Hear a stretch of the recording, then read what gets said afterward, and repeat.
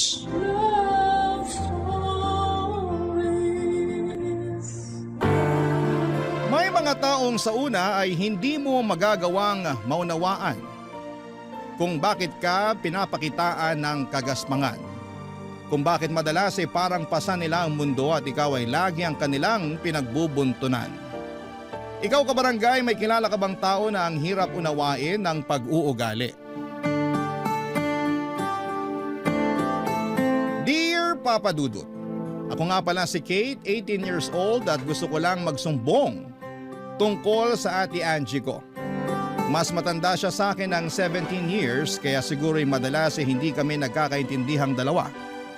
Parang walang araw na hindi kami nagtatalo. Parang walang away na hindi niya pinupuna ang bawat mali ko o maski na ang bawat galaw ko. Kung kayo ang nasa sitwasyon ko ay maintindihan niyo ako kung bakit lumayo ang loob ko sa kanya sa pagdaan ng panahon. Suplada, masungit, bungangera at strikto kasi si Ate Angie. Tinalo niya pa ang nanay namin pagdating sa pagbubunganga. Ni minsan ay hindi ko narinig na nagbunganga ang nanay ko. Pero si Ate Angie, nako, madalas yan papadudot. Naririndi na nga ang tenga ko sa kanya pero tuloy pa rin siya. Wala naman akong magawa kasi nga siya ang bumubuhay sa amin ng nanay ko. Laging sinasabi ni nanay sa akin na hayaan ko lang daw ang Ate Angie ko dahil bago lang sa trabaho. O di naman kaya ay dadatnan na. Lahat naman ng dahilan ay iniintindi ko, papadudot, pero madalas kasi ay hindi ko na matansya ang ugali niya. Mahal ko po si ate pero madalas ay parang pinag-iisipan ko na kung babawiin ko na lang yung pagmamahal kong yon para sa kanya. Kahit kasi talaga maliit na bagay, nagagawa niyang palakihin. Parang feeling ko madalas ay wala na akong nagawang tama sa paningin niya. Parang lahat na lang ay may mali.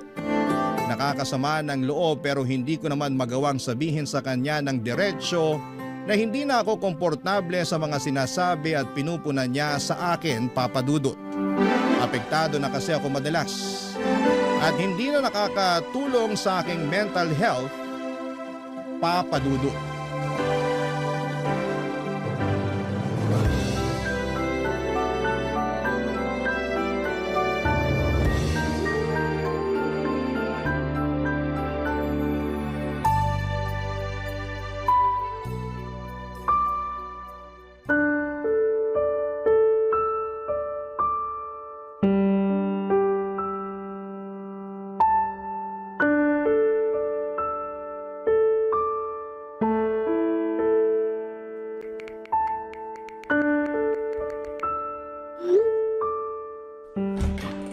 Kate! Tanghali na, bakit nakahilata ka pa rin dyan sa kama mo? Ate, linggo naman eh. Kahit linggo o huling araw mo na sa mundo, ayoko pa rin nakikita ka nakahilata lang dyan. Lumabas ka at maghanap ka ng pwedeng ayusin dito sa bahay. Ang init kasi ate. Pag medyo lumamig-lamig na lang tsaka na ako lalabas. Kakaubos pa naman ng sunscreen ko ngayon. Gamitan mo yung sunscreen ko sa kwarto. Dali na! Ay, ayoko nung sunscreen mo ate. Ang lagkit tsaka ang baba ng SPF. Eh sa'yo na nga mura sa pharmacy eh. Huwag mo na akong artihan ha. Kung sunscreen lang ang problema mo, gamitin mo na yung sakin. Pagtsagaan mo na lang kaysa wala ka magamit. Mamaya na ate, may kausap lang ako ng mga kaklase ko sa GC namin. Baka may assignment kami na hindi ko pa nagagawa. Hindi ka talaga nauubusan ng rason, no? Kanina sunscreen tapos ngayon yung GC na. Anong next? Totoo nga ate. Kung gusto mo basahin mo pa tong GC namin para makita mo eh. Akin na. Joke! Si ate naman oh! Para kang hindi naturuan tungkol sa privacy. Hahamunin mo ko na basahin yung laman ng GC nyo tapos aatras ka. Duda kung assignment nga ang pinag-uusapan nyo dyan. Akin na nga yung cellphone mo. Eh, syempre meron din naman kaming ibang pinag-uusapan. Halo-halo naman ang topic namin sa GC eh. Imposible namang hindi ganun ang mga GC mo sa Facebook. Wala akong GC sa Facebook. Patingin nga. Sige, tingnan mo pa. Oh, Lo, wala kang GC? Wala ka rin ka-chat? Tao ka ba talaga ate? kaya wag mo akong nirarason na napaka-importante ng pagsa-cellphone mo kasi kaya ko namang mabuhay kahit wala yan. Eh syempre, ibahin mo kaming mga Gen Z. Dito na kami namulat eh. Nakaasa na rito lahat ng kailangan namin ngayon. Lalo na sa pag-aaral tsaka sa mental health namin. Dinamay mo na naman yung mental health mo. Nakailang gamit ka na niyan, ha? Last na yan. Ate, i-validate mo naman ang mental health ko. Please lang. At yung mental health ko, kailan mo iisipin? Lusaw na ang utak ko sa kakaunawa sa mga kaartihan mo, Kate. Ikaw lang naman kasi itong nagpapaka-stress sa akin eh. Kung hayaan mo na lang sana ako, di maayos ang mental health natin pareho, di ba? Hindi ko na talaga alam kung paano ka kakausapin. Huwag mo lang naman kasi akong bungangaan palagi. Paano hindi ka bubungangaan eh, puro katamaran at kaartihan ang alam mo? Yan! Nasasaktan kaya ako sa mga salita mong ganyan. Ay nako ate, hinay-hinay lang naman sana, no? Bakit? Hindi ka ba maarte? Inaayon ko naman ang kaartihan ko sa sitwasyon. Kahit anong sitwasyon, maarte ka. Hindi ka talaga nagmana kay nanay, no? Wala ka kasing filter pag nagsasalita eh. Talo mo pa yung mga bungangerang nanay sa teleserye. Inuubos mo talaga ang pasensya kung bata ka eh. Chill ka lang, pwede ba? Ay, okay, ganito na lang. Lumabas ka muna ng kwarto ko. Gamitin mo yung sunscreen mong malagkit, tapos pumunta ka sa park at mag-meditate ka doon. Kasi mukhang kailangan mo ng peace of mind eh. Peace of mind? Hindi ko yan makukuha hanggat hindi ka umaayos, Kate. Kaya ikaw mag-sunscreen, lumabas ka ng kwarto mo at mag-meditate ka kahit sa sementeryo pa. Hindi mo na talaga pakakalmahin ang dugo ko.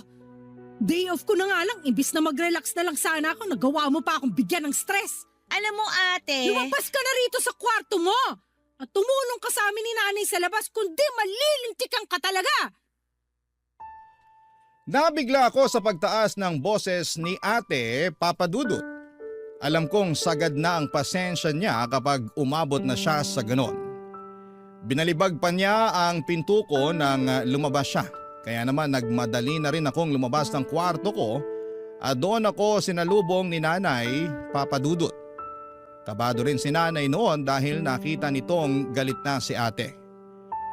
Binulungan ako ni nanay na sumunod na lamang sa sinasabi ni ate para hindi na kami magtalo pa at para hindi na lalong uminit ang ulo ni ate. Kilalang kilala pa naman namin si Ate Angie at oras na masimulan itong magalit ay hindi na siya titigil hanggang sa kinabukasan. Akala mo'y palaging dinadatnan o hindi naman kaya ay nagme-menopause na. Sinunod ko na lamang ang sinabi ni nanay at tumulong na lamang ako sa pag-aayos ng mga kailangan sa bahay. Dahil doon ay hindi ko na nagawa ang assignment ko dahil hindi ko na muling nahawakang buong araw ang cellphone ko. Sa tuwing gagawin ko kasi yon, ang talim agad ng tingin sa akin ni ate.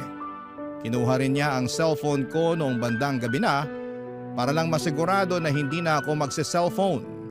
Binalik na lamang ngayon sa akin kinabukasan nang paalis na ako papunta sa eskwelahan. Doon ko nalaman na meron pala akong nakaligtaang gawin na assignment. Nakagalitan tuloy ako ng teacher ko pero ayos lang naman kasi nasanay na ako sa galit ni ate kaya hindi na tumatalab sa akin ang pagbubunganga ng teacher ko. Nang uwian na Papa Dudut, ready na akong konsensyahin si ate sa nangyari sa akin. Kukonsensyahin ko talaga siya dahil siya ang may kasalanan kung bakit hindi ko nagawa ang assignment ko at niready ko na ang sasabihin ko habang nasa jeep pa lamang para hindi na ako madaan pa sa sindak ni ate Papa Dudut.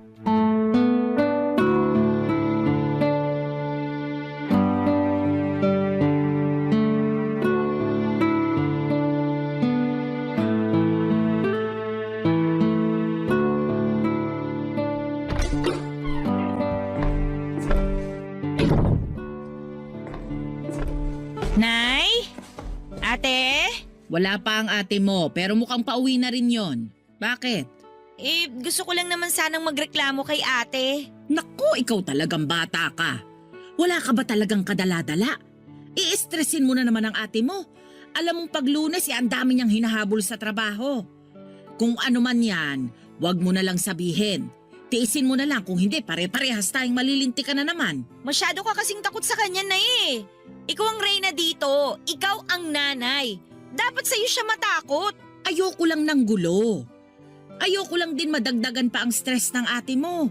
Pagod na nga sa trabaho tapos may sasabihin ka pang hindi maganda.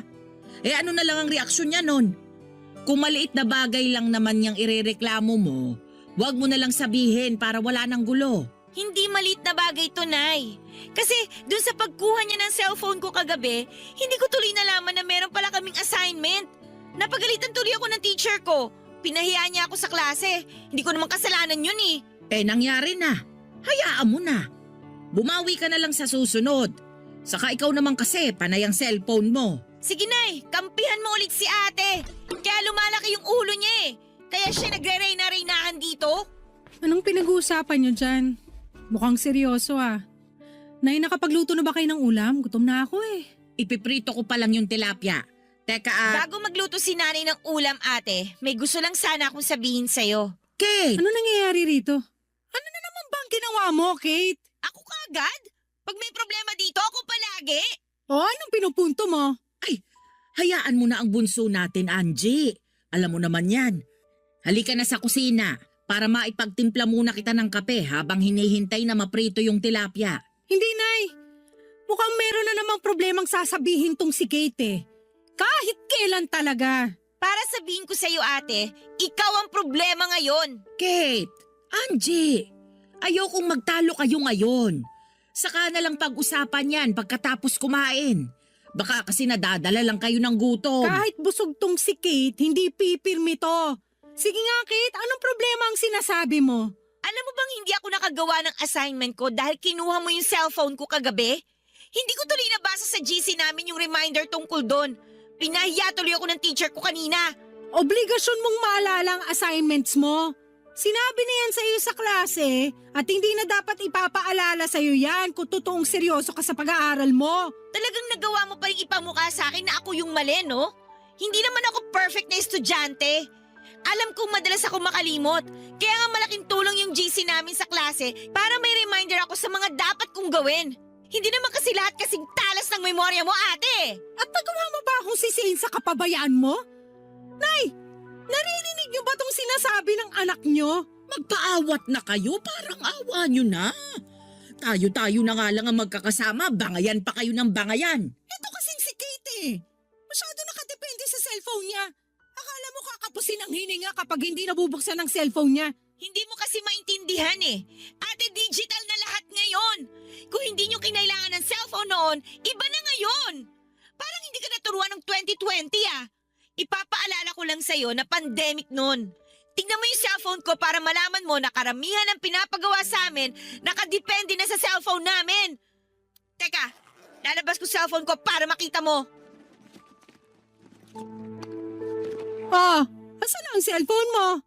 Dalian mo kasi gutom na ako. Nasaan yung cellphone ko? Bakit wala rito sa bulsa ko? Wala rin dito sa bag ko. Andyan lang yon. Baka naipit lang sa mga notebook mo. Hanapin mong maigi. Totoo nga sinasabi mo, no? Makakalimutin ka. Kahit sarili mong cellphone, hindi mo alam kung saan mo inilagay. Andito lang yun eh.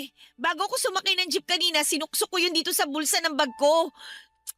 Hindi na ako nagsa-cellphone habang nasa jeep kasi nga siksikan na. Hindi kaya nadukutan ka sa jeep kanina? Ayan! Mabuti nga sa'yo at nadukutan ka para madala ka na. Nahili ka na sa kusina. Tutulungan na lang kita magprito ng tilapia para makakain na tayo.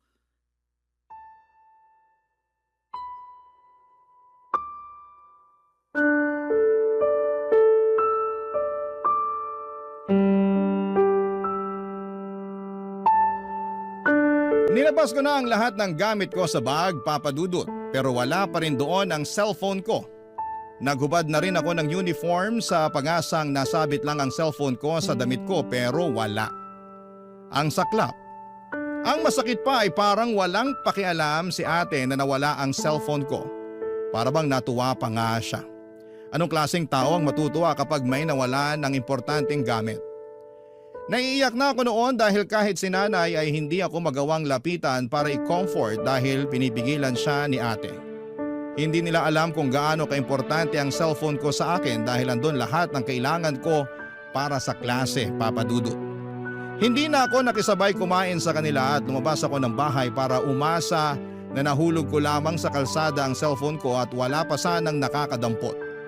Alam kong niloloko ko na ang sarili ko pero wala namang masamang gawin yon.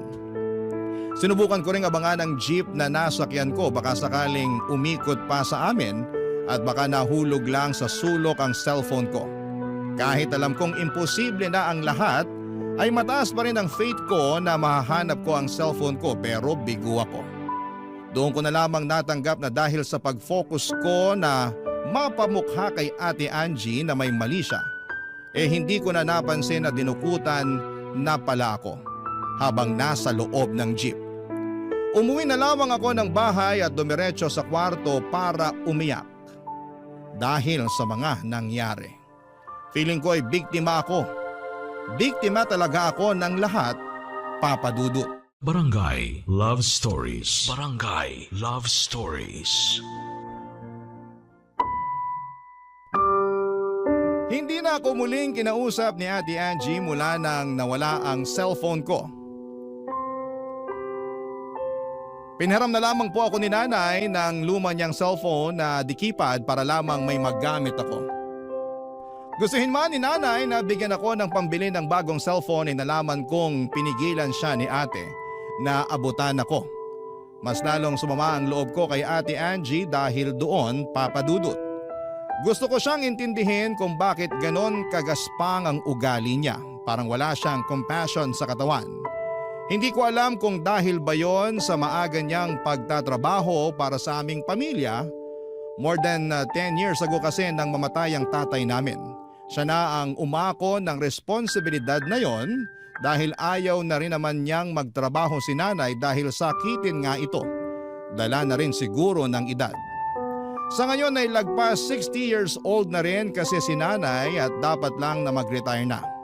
Imbes na ma-enjoy ni ate ang mga unang sahod sa unang trabaho niya, ay hindi po yun nangyari. Marami siyang naging pangarap na makapasyal sa iba't ibang lugar sa Pilipinas at makapunta na rin sa ibang bansa kapag pinalad siyang malibot ang buong Pilipinas. Kaya lang dahil nga sa biglaang pagkamatay ni tatay ay hindi niya yon nagawa. Lumipat din siya ng trabaho dahil mas malaki ang pasahod kesa sa naunang trabaho niya. Kahit nahirap siyang mahalin ang pangalawang trabaho na pinasukan niya ay nagawa niyang tiisin dahil kailangan niyang maging praktikal para mahulugan din noon ang educational plan ko at health insurance naman ni nanay. Dahil siguro dito, kaya ang hirap intindihin ang ugali niya. Gumaspang na dahil nga sa dami ng responsibilidad sa buhay, Papa Dudut.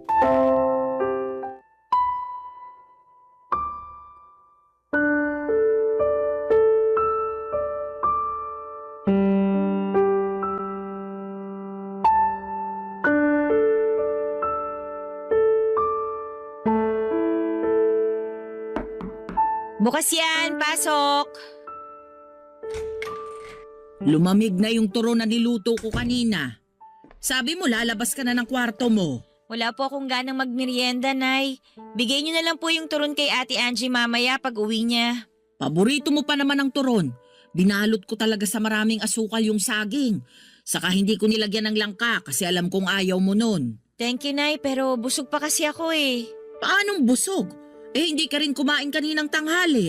May natira pa akong chichirya sa bag ko. Yun po yung kinain ko kanina kaya nawala po yung gutom ko. Ano bang nangyayari sa yung bata ka, ha?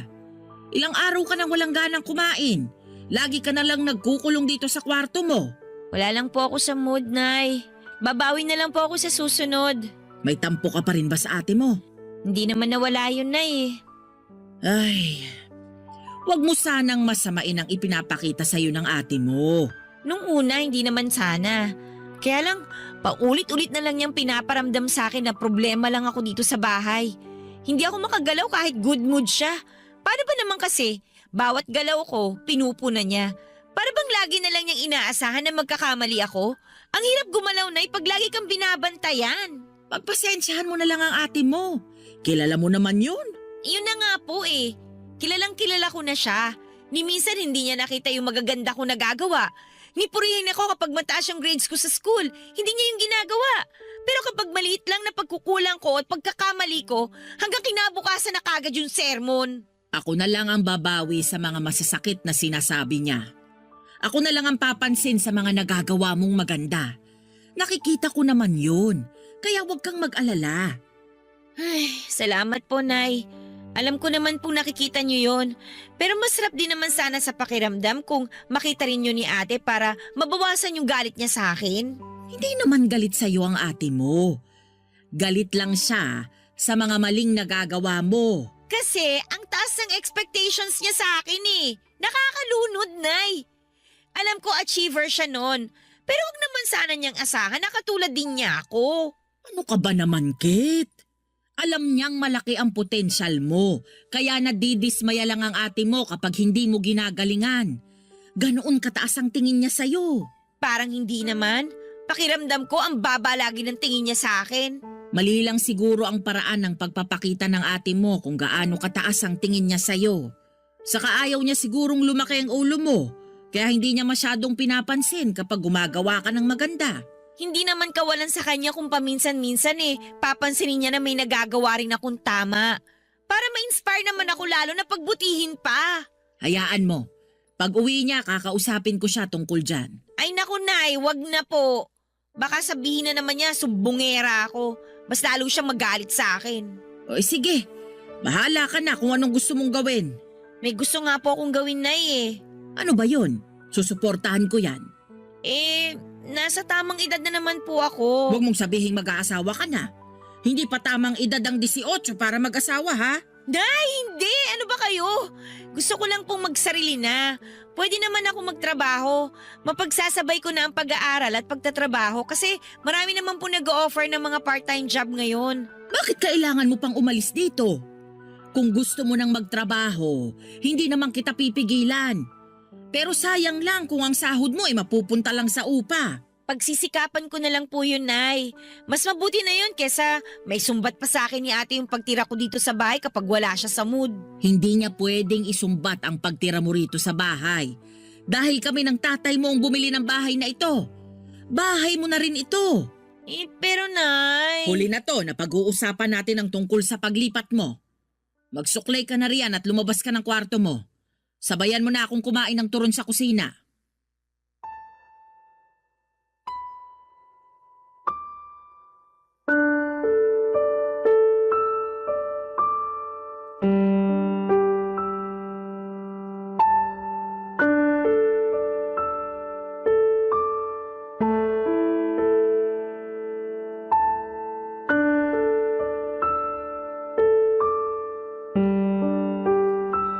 Wala akong nagawa nang biglang tapusin ni nanay ang usapan namin tungkol sa paglipat ko. Gusto ko na talagang umalis ng bahay namin dahil hindi ko na kayang makarinig pa ng mga puna ni Ate Angie. Hirap na akong makahinga sa bahay dahil bawat galaw ko pinapansin niya at minamasama niya. May naipon naman ako kahit konti mula sa allowance na binibigay sa akin ni ate. Napaghandaan ko at napagplanuhan ko naman ang lahat bago ako mag-decide na umalis. Hindi lang dahil sa bugso yun ang damdamin ko, pakiramdam ko kasi mas makakabuti para sa akin na makalayo na muna kay ate. Sa totoo lang ay hindi naman sa pagiging maarte, pero palagi na lamang akong natatakot at nanginginig sa tuwing naririnig kong dumarating na si ate mula sa trabaho niya. Ewan ko kung trauma ba itong nararamdaman ko pero parang ganon kasi yon. Sinubukan kong kausapin muli si nanay tungkol doon at pinakita ko pa nga sa kanya ang ipon ko. Pero nagalit si nanay at sinabi niyang hindi siya papayag na aalis ako dahil ayaw niyang mag-alala sa akin. Inintindi ko na lamang si nanay pero buo na ang pasya kong umalis. Palihim na rin po akong nag-impake ng mga damit ko para mabilis na lamang akong makaalis. Nakahanap na ako ng titirhan at nag-bed space na lamang muna ako dahil yun lang naman ang kaya ng ipon ko. Hindi naman yun problema sa akin dahil kailangan ko lang ng matutulugan. Buong araw naman akong nasa trabaho at school noon. Nakahanap na nga rin ako ng trabaho sa isang fast food. Lahat ng ito ay hindi ko pinaalam kina nanay at kay ate. Sasabihin ko na lamang yon kapag araw na ng paglipat ko at pagsisimula ko sa bagong trabaho, Papa Dudut.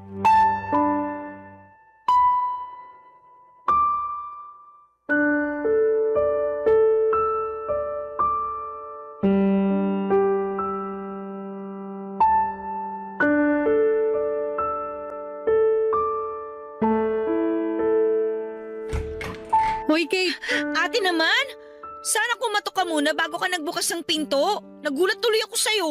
kanina ka pa kasi pinapalabas ni nanay para makisabay ka ng kumain sa amin. Busog pa ako. Kumain kami kanina ng mga kaklase ko sa kantin bago umuwi. Hindi ka na nakikisabay sa amin ah. Lagi ka na lang sa school kumakain tuwing uwian. Saka kumukuha ng pera. May ipon naman ako, ate. Yun ang pinangkakain ko nitong mga nakaraang araw.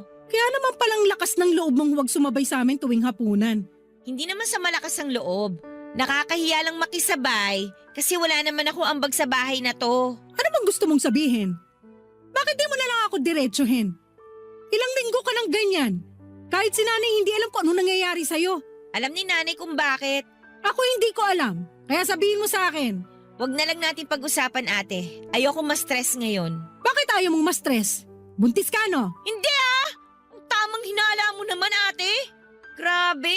Eh ano nangyayari? Liwanagin mo kasi. Ayan ka na naman, ate. Paano ako magiging komportable na magsabi sa'yo kung lagi mo akong inuunahan ng galit at pagtataas ng boses? Eh kasi ang dami mong satsat. Alam mong stress na ako sa trabaho tapos ganyan ka pa sumagot. Alam kong stressed ka na sa trabaho kaya hanggat maaari ayoko nang dumagdag pa. Pero sa ginagawa mo, mas lalo mo lang dinadagdagan ang problema ko. Eh di wag mo na akong problemahin. Pwede naman yun eh. Hayaan mo na lang ako. Hanggat nandito ka sa poder namin ni nanay, poproblemahin ka namin palagi. Kaya nga sa katapusan, aalis na ako dito. Magsosolo na ako para matapos na ang problema niyo sa akin. Lilipat ka ng bahay? Alam mo ba kung gaano kahirap magsarili ngayon, lalo na sa edad mong yan? Ni maglaba nga, hindi mo alam paano ka makakasurvive mag-isa pag umalis ka rito, ha? Ako nang bahala doon. Hayaan niyo na ako. Kaya mo na talaga umalis dito? May ipon ka ba? Eh puro gastos ka nga sa mga aesthetics mo na pinupost mo sa Facebook. May ipon ako. Kasya ba yan sa pang-araw-araw mo? Sa upa mo? Huwag kang mag-alala, ate. Hindi naman to biglaan eh. Kaya nakapag-ipon ako bago ko pa sabihin sa inyo. Hindi naman talaga ako nag-aalala sa'yo. Ang inaalala ko rito si nanay. Kapag umalis ka, sa tingin mo anong mararamdaman niya? Peperwisuhin mo pa siya sa pag-aalala? Matanda na si nanay, papaalala ko lang sa'yo. Masasanay din si nanay na wala ako dito. Mas maganda nga na umalis na ako dito eh. Para hindi na siya nai-stress kapag nagbabangayan tayo. Nagbabangayan tayo kasi ang tigas ng ulo mo. Hindi ka nakikinig sa akin. Hindi mo rin naman ako pinapakinggan, ate! Kung yan ang desisyon mo, wala na akong pakialam. Bahala ka na sa buhay mo. Basta huwag kang lalapit ulit sa amin para bumalik dito, ha? Panindigan mo yung desisyon mong yan. Huwag kang mag-alala. Hinding-hindi na ako lalapit sa inyo ni nanay kung yan ang pinoproblema mo. Bahala ka na. Lumabas ka na lang ng kwarto mo para makisabay sa amin. Hindi nga ako gutom. Kahit huwag kang kumain. Sabihin mo lang kay nanay ang tungkol sa plano mong umalis dito. Alam na niya. Hindi mo kailangan sumigaw. Eh di wag ka rin pasigaw kung magsalita. Ang tigas talaga ng ulo mo. Lumabas ka na lang ng kwarto para kahit sa huling pagkakataon ay makasabay ka namin ni nanay sa pagkain. Hindi nga ako gutom. Wala akong pakialam. Lumabas ka ng kwarto mo kung ayaw mong palag ka rin kita palabas dito. Sige, subukan mo. O ito, saluhin mo. Uy. Cellphone ba to, ate? Malamang. Eh, para saan to? Malamang para sa'yo. Sahod ko kanina kaya bumili na ako agad ng bagong cellphone mo. Kapalit nung nawala mo. Ingatan mo na yan ha. Huwag ka na namang tatanga-tanga para hindi ka ulit madukutan. Salamat, ate, ha. Lumabas ka na. Pagbigyan mo na si nanay na sumabay ka sa amin. Huwag ka na mag-inarte dyan kung ayaw mong tamaan ka sa akin. Dali!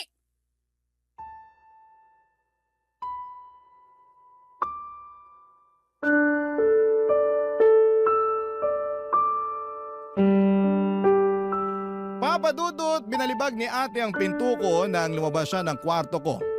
Ramdam ko man ang galit niya noon pero ramdam ko pa rin ang pagmamalasakit niya sa akin. Binuksan ko ang cellphone na binili niya, mas maganda at mas mahal yon kesa doon sa nawala sa akin. Naiyak na lamang ako kasi sa unang pagkakataon ay naramdaman ko ang care ni ate para sa akin. Inayos ko lang ang sarili ko at nagpulbos para hindi mahalata na umiyak ako. Pagkatapos noon ay lumabas na ako ng kwarto para humarap at sumabay kina nanay at ate sa pagkain. Pinagalitan nga agad ni ate or pinagalitan nga ako kaagad ni ate dahil natagalan sila sa paghihintay sa akin. Lumalamig na raw ang pagkain. Hindi ko na lang pinansin at ayoko nang palakihin pa ang inis niya para hindi masira ang gabi naming pareho. Kahit busog, sumabay pa rin akong kumain sa kanila. Pagkatapos kumain ay sinabi ko na kay nanay ang plano ko. Nagalit si nanay dahil pinayagan ako ni ate na umalis na ng bahay. Pero wala rin siyang nagawa lalo na nung sinabi ni ate na kaya ko na ang sarili ko. Maganda na rin daw na umalis na ako para wala na siyang ibang iniisip pa. Nasaktan po ako ng bahagya sa sinabi ni ate o sadyang emosyonal lamang ako kaya naging sensitive ako sa mga salita niya. Napaaga rin ang alis ko ng bahay. Dapat sa katapusan pa ng buwan pero tumawag sa akin ang bagong landlady ko at sinabing pwede na raw akong lumipat dahil umalis na ang tenant niya na papalitan ko. Nabiglaman ako sa bilis ng pangyayari ay sumunod pa rin ako, Papa Dudut. Umalis na ako kaagad sa bahay bago pa sumapit ang katapusan ng buwan. Barangay Love Stories. Barangay Love Stories. Sa mga unang buwan na umalis ako ng bahay ay naramdaman ko kaagad ang hirap. Kahit meron akong ipon, alam kong kailangan ko yung i-budget, kundi ay mauubusan ako. Totoo naman na meron na akong part-time job, pero dahil nga part-time yon ay hindi ganoong kalaki ang nakukuha ko, Papa Dudut. Sakto lang talaga para sa upa at pangkain ko. Alam kong kailangan kong maghanap pa ng extra na trabaho pero alanganin na dahil na rin siyempre nag-aaral pa ako. Mabuti na lamang at bayad na ang pag-aaral ko sa tulong ng educational plan na nakuha ni ate para sa akin noon. Laking ginhawa ko noon para sa akin at sinikap kong magtipid lalo't hindi ko tinatanggap ang gustong iabot sa akin ni nanay na tulong. Ayoko makarating yon kay ate at baka iba na ang isipin na naman niya. Bihira na rin akong magparamdam sa kanila dahil alam kong kukumustahin lang nila ang kalagayan ko. Ayoko namang ipakita sa kanila na nahihirapan ako dahil alam kong may masasabi na naman sila lalo na si ate. Alam kong makakaraos din ako at talaga namang mahirap lagi sa simula. Ewan ko kung nakakatunog na si ate na nahihirapan na ako. Kaya panay ang contact niya sa akin. Nairita na rin ako dahil parang napamukha sa akin na hindi ko kayang tumayo sa sarili kong mga paa. Nag-away kaming dalawa lalo't parehas pa naman kaming stress noon. Mas lalo nga akong nagalit noong sinumbat niya sa akin ang pagpapaaral niya. Mas lalo tuloy kaming nagkasirang dalawa. Dahil doon ay tumigil na ako sa pag-aaral at nagtrabaho na lamang. Sinubukan kong hilingin kung pwede akong mag full-time na sa fast food na pinagtatrabahuhan ko. Pero hindi pa raw po pwede. Mas lalo tuloy akong naging problemado lalo't naubos na rin ang ipon ko. Kaya nilunok ko ang pride ko at lumapit kay nanay para humingi ng mga dilata at bigas. Sinakto kong wala pa si ate para hindi na kami magkaabutan. Hindi pa kasi kami nagkakaayos na dalawa.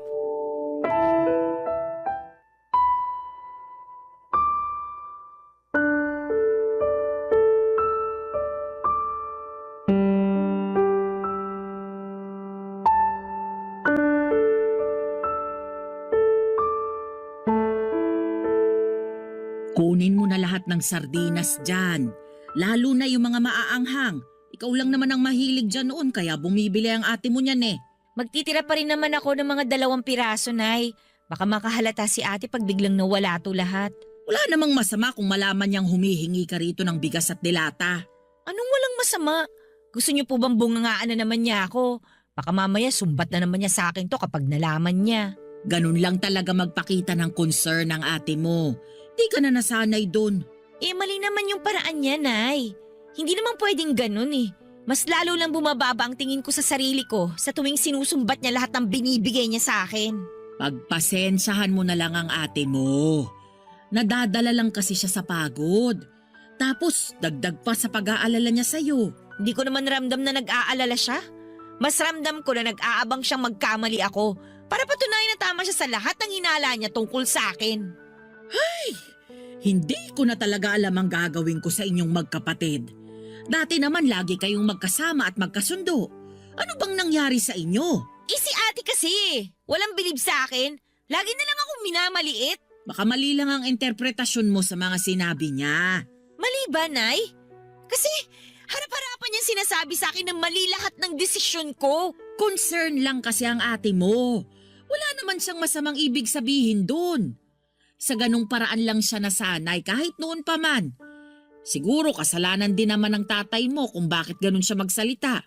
Nung nabubuhay pa ang tatay mo, parehas sila ng pananalita ng ate mo eh. Nay, wag mo na siyang ipagtanggol. Mas lalo lang sumasama yung loob ko dahil parang wala na akong kakampi ngayon. Paano bang wala? Anong tawag mo sa akin? Kay Ate Angie naman kayo kampi eh. Lagi na lang yung side niya yung iniintindi nyo. Lagi kayo may magandang rason kung bakit siya ganun sa akin. Samantalang ako, nilaban niyo ba ako sa kanya ni minsan? Malamang oo. Hindi mo lang naririnig, pero lagi kitang ipinaglalaban sa kanya. Parehas lang kayong matigas ang ulo at hindi nakikinig sa nanay ninyo. Mabuti pa, hintayin mo na lang siyang makauwi para makapag-usap-usap na tayong tatlo. Hindi pwedeng nag-iiwasan na lang kayo palagi. Pamilya tayo. Huwag mo na ngayon, Nay. Tsaka na, kapag nakabangon na ako, hindi makakatulong na maabutan niya ako kumukuha ng bigas at dilata dito. Mas lalo lang kami mag-aaway. Kasi panigurado, ipapamukha na naman yan sa akin ng mga mali ko. O sige, pero sana naman sa susunod, pwede mo na siyang harapin. Nasasaktan ako na hindi kayo magkasundo ng mga anak Nay, ko. may dala akong... Kate, anong ginagawa mo rito? Dumalaw lang kay nanay. Nangungumusta? Nangungumusta? O nangunguha ng pangkain mo rito? Angie! Kung kumustahan lang, bakit may bitbit kang bigas at delata? Anong akala mo rito sa bahay barangay hall? Tagabigay ng ayuda mo? Hindi ko na lang kukunin. Wala nang katapusang panunumbat na naman ang aabutin ko sa'yo. Hindi ko sinusumbat. Ginigising lang kita para makita mong mali ang mga desisyon mo. Padalos-dalos kang umalis dito, tapos kapag nangailangan ka, lalapit ka rin pala. Di sorry! Nagkamali na naman ako. Sana pala hindi na lang ako lumapit at humingi ng tulong. Sabi ko na nga ba hindi talaga ako nagkamali na ito na naman yung magiging eksena nating dalawa, ate. Angie! Magtutunog sumbat talaga sa'yo lahat kasi wala ka nang ambag. May gana ka pang gumawa ng mali tapos ang ending, kami pa rin ang sasalo sa'yo. Hindi pwedeng ganyan, Kate. Kung may ginawa kang desisyon, panindigan mo. Huwag kang mag-alala, ate. Huli na to. Hindi na ako hihingi ng tulong sa inyo kahit na piso. Mas maniniwala ako kung bibitawan mo yung bigas at mga delata. Tsaka ka lumabas ng bahay na to para mapanindigan yung pride mo.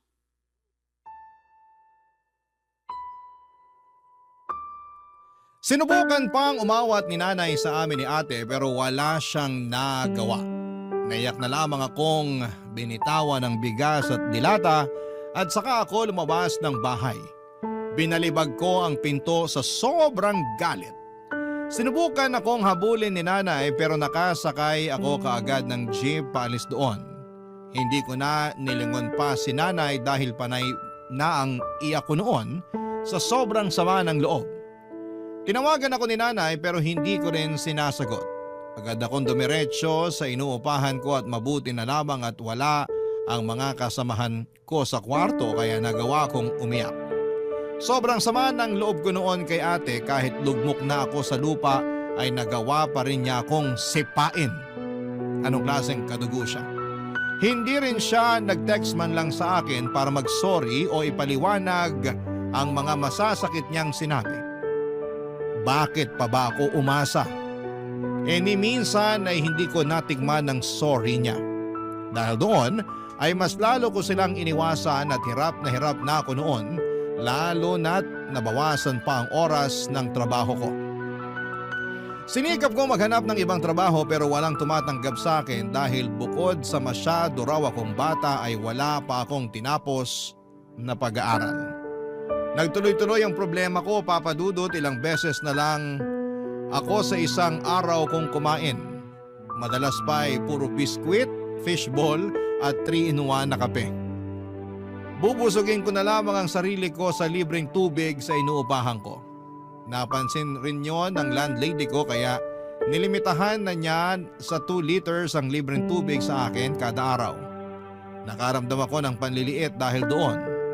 Isang araw ay hindi na rin ako nakabayad pa ng upa at dahil doon ay wala akong ibang nagawa kundi ang mag-impake na dahil pinapaalis na ako ng landlady ko. Sinubukan ko pang makiusap pero ang sabi niya may nakaabang na bagong tenant kaya kailangan ko nang umalis. Binigyan niya ako ng 5 araw para makahanap ng bagong lilipatan. Yon ang naging problema ko dahil wala akong nahanap sa huling araw ng pangungupahan ko. Kaya mabigat man sa loob ko ay nagsimula na ako mag-impake at inisip ko na lamang na matulog muna sa mga bus terminal kung saan ay maraming tao at hindi makakahalata ang mga empleyado roon. Panay ang iyak ko habang inaayos sa mga damit ko para makaalis na roon, Papa Dudut.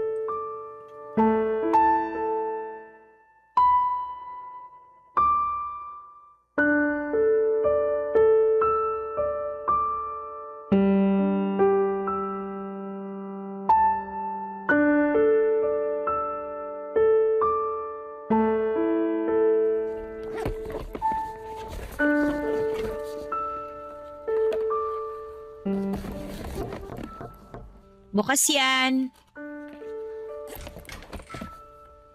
Kate, Oh, paano mo nalaman tong boarding house ko?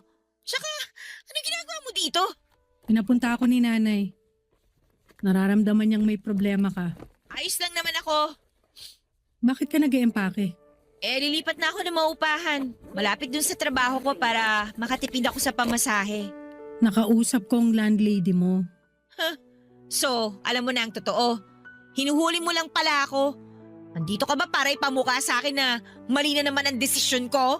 Walang ganon. Pumunta lang talaga ako rito kasi nag-aalala na sa'yo si nanay. Hindi ka na nagpaparamdam sa kanya. Matapos yung nangyaring away natin sa bahay, as if naman may mukha pa akong ihaharap sa inyo. Saan ka titira ngayon? May nahanap na ako. Ako nang bahala doon. Ihatid na kita ron para alam ko rin kung saan ka pupuntahan. Ay, hindi na! Baka isang araw isumbat mo na naman sa akin yan. Hindi ako pumunta rito para manumbat. Gusto ko lang masiguro na maayos ang kalagayan mo. Ano pang sisiguruhin mo?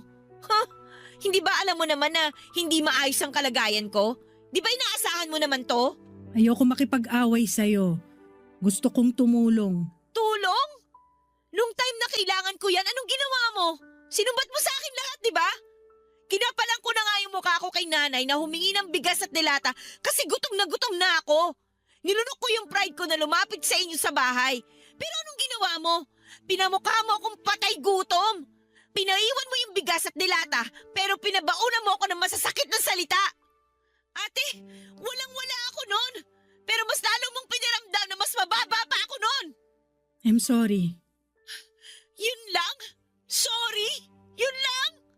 Mabubura na ba niyan lahat ng masasakit na salitang sinabi mo sa akin dati?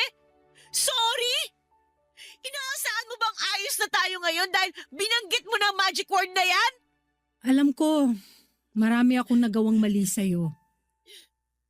Alam ko marami akong nasabi na hindi magaganda.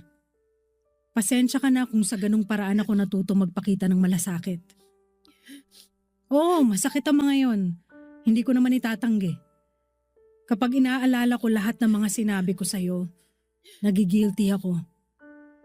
Huli na para bawiin ko yung kasi nakasugat na ako. Pero sana, maintindihan mo na nahihirapan din ako. Ate mo ko, pero ako halos ang tumayo bilang magulang mo. Ang hirap na hindi mag-alala sa mga ginagawa mo dahil kargo kita. Kailangan ko makita na maayos ang pupuntahan mo kasi ang hirap para sa akin na makitang mapunta ka sa walang kwentang sitwasyon. Hindi mo alam kung gaano ko sinisisi ang sarili ko mula nung hinayaan kitang umalis ng bahay.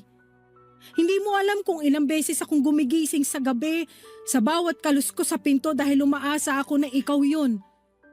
Nababalik ka na at mababantayan na ulit kita. Hindi mo alam na para akong sinisit-sit sa balat.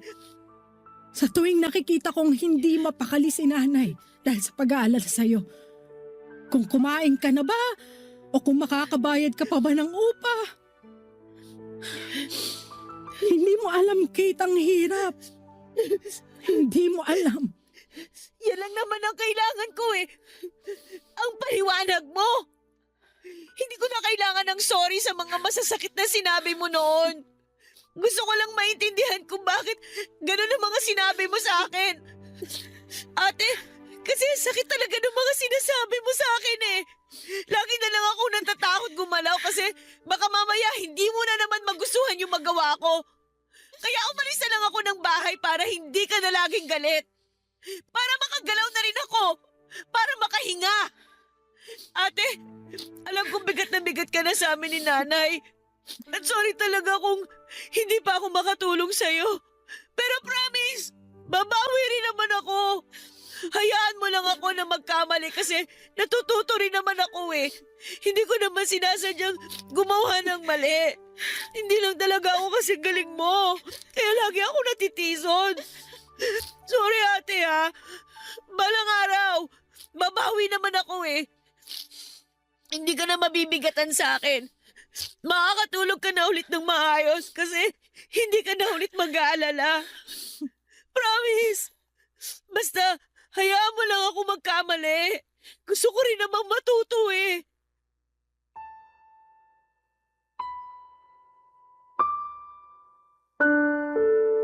Nagkaiyakan kami ni ate at pagkatapos noon ay tinulungan na niya akong tapusin ang pag-iimpake ko. Inuwi na niya ako sa bahay at doon ay masaya akong sinalubong ng nanay ko. Panay ang iyak ni nanay nang makita niya ako at inalalayan niya ako na makapasok ng bahay. Napansin agad niya ang pangangayayat ko. Pinaghanda niya ako ng makakain ko at sumabay na rin si ate na kumain. Sa palibot ng mesa, andon sina nanay at ate habang katabi ko. Pakiramdam ko ay safe na akong muli sa piling nila. Sa unang pagkakataon ay hindi na ako nakaramdam ng takot sa presensya ni ate. Hindi na rin ako galit. Naintindihan ko na siya at napatawad na namin ang isa't isa sa mga hindi namin pagkakaunawaan. Sa ngayon, Papa Dudut, ay nagbalik akong muli sa pag-aaral at hindi rin ako umalis sa fast food at pinagpatuloy ko ang pagtatrabaho doon para may ambag naman ako kahit kaunti kay ate. Alam kong hirap na rin siya na buhatin kami ni nanay. At dahil doon ay unti-unti ay nakakapasyal na si ate sa mga lugar na pangarap niyang puntahan. Nakita ko na muli ang ngiti ni ate at nakakahinga na siya ng maayos at hindi na puro kami ang iniisip niya. Lagi na siyang masaya dahil naiintindihan na namin ang pinaggagalingan niya. Marami talagang nagagawa ang maayos na komunikasyon para maplansya ang anumang gusot. Malaking tulong ang komunikasyon para maintindihan namin ang punto ng bawat isa. At hindi na kami muling papayag na itikom ang mga bibig namin sa tuwing may kailangang magsalita sa mga nararamdaman namin at napapansin. Kasabay noon siyempre ang pag-unawa sa taong nagsasalita. Kapag pinagsabayon, paniguradong magiging maayos din ang lahat. Maraming salamat po sa pagbasa ng aking liham. Ako ang inyong kabarangay forever, Kate. Barangay Love Stories. Barangay Love Stories. Anong say mo sa Barangay Love Stories na ito? Pagkwentuhan natin sa comment section yan. Nagustuhan ng iyong napakinggan? Ituloy yan via live stream sa www.gmanetwork.com/radio. Barangay LS 97.1